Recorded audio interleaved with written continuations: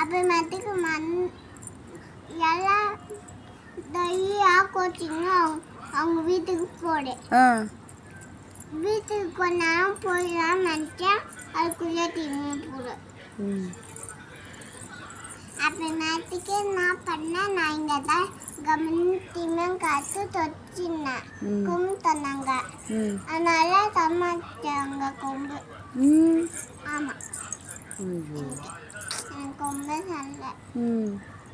அப்புறம் வேற கொம்பு எடுத்து டிமியும் காத்து தொட்டேன். வீட்டுக்கு போகலான்னு நினச்சேன், வீட்டுக்கு மண்ணு மேலே போட்டு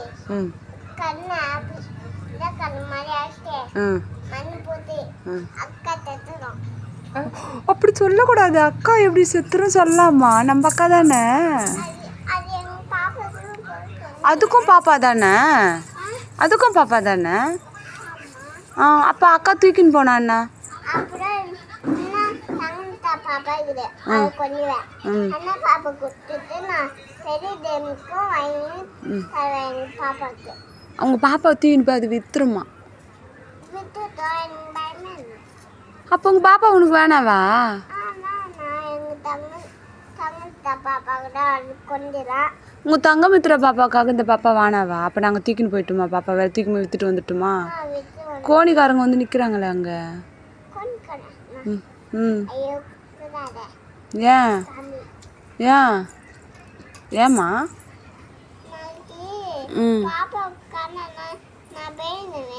ஏன் போய் நீ தானே விற்க சொன்ன?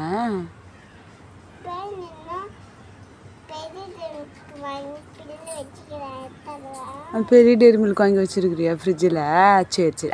அப்போ கூட உங்கள் பாப்பா விற்றுருவோம் நாங்கள். அங்கே கோணிக்காரு வண்டி வச்சு நின்றுட்டுருக்காங்களாம்.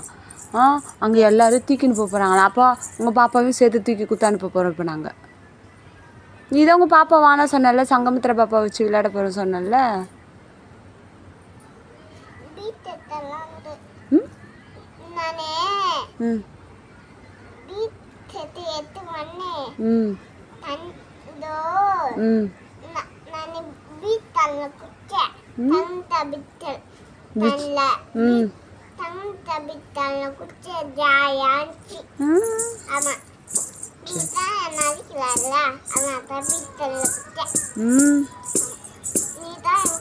நீ தான் விட்டு போனல, சென்னைக்கு போயிருந்தல்ல ஊரில்.